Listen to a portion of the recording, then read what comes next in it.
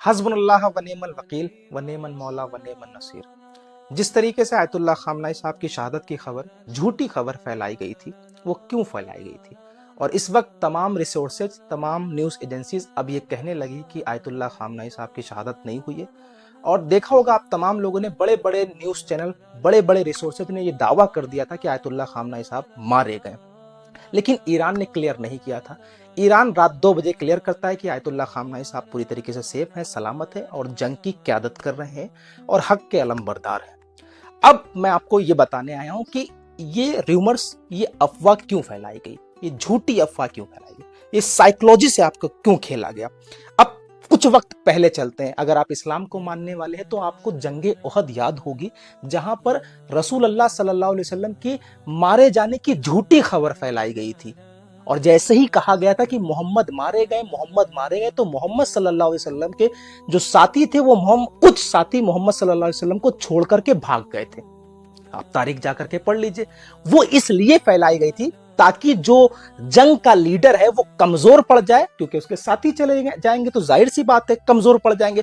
और अगर ये खबर फैला दी जाए कि तुम्हारा लीडर मारा गया, तो जो साथी होंगे वो खुद ही कहेंगे भाई जब हमारा लीडर मारा गया तो हम क्या करेंगे यहाँ पर। यही हुआ। इस वक्त ईरान के समर्थन में जो भी इंसानियत रखता है, जिसके अंदर भी इंसानियत है, वो ईरान के समर्थन में उतर आया। चाहे सोशल मीडिया से हो, चाहे जिस तरह से हो, वो ईरान का समर्थन कर रहा था। और यूनाइटेड स्टेट, अमेरिका और इजराइल साइकोलॉजिकल खेलने लगे। फिर खबर फैला दी गई। तमाम बड़े बड़े चैनलों ने ये कह दिया कि जो है आयतुल्लाह खामनाई साहब मारे गए। ठीक है, वो सिर्फ इसलिए था ताकि आपको कमजोर कर दिया जाए साइकोलॉजिकल तौर पर। क्योंकि जाहिर सी बात है, जब आप ये मान लोगे कि भाई जो दुश्मन के खिलाफ, जो दुनिया के सबसे बड़े दुश्मन, इंसानियत के सबसे बड़े दुश्मन के खिलाफ लड़ रहा था, वही मारा गया, तो हम क्या करेंगे? आप कमजोर पड़ जाओगे, आप हर जगह से कमजोर पड़ जाओगे, साइकोलॉजिकल तौर पे कमजोर पड़ जाओगे। वो यही एक साजिश थी। ईरान ने, यहां तक कि आयतुल्लाह खामनाई साहब के ब्रदर इन लॉ और खुद ईरान के member of parliament, Irani media, Iran के तमाम दूता, तमाम लोगों ने क्लियर कर दिया कि आयतुल्लाह खामनाई साहब पूरी तरीके से सेफ हैं।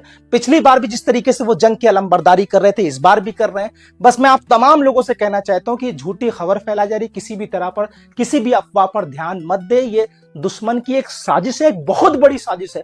जब तक आप किसी चीज की तहकीक ना कर ले, मैं तो ये कहता हूं, ना ही जिंदा आयतुल्लाह खामनाई साहब की जिंदा की खबर, ना ही आयतुल्लाह खामनाई साहब की शहीद होने की खबर, किसी तरह की खबर से बचिए। बस 5 घंटे बच जाइए, 5 से 7 घंटे बच जाइए, दुश्मन अपने आप खुद शिकस्त खा जाएगा। मैं आप तमाम लोगों से कहना चाहता हूं कि इस वीडियो को आप ज्यादा से ज्यादा शेयर कीजिए और ईरान के हक में दुआ कीजिए, आयतुल्लाह खामनाई साहब के हक में दुआ कीजिए।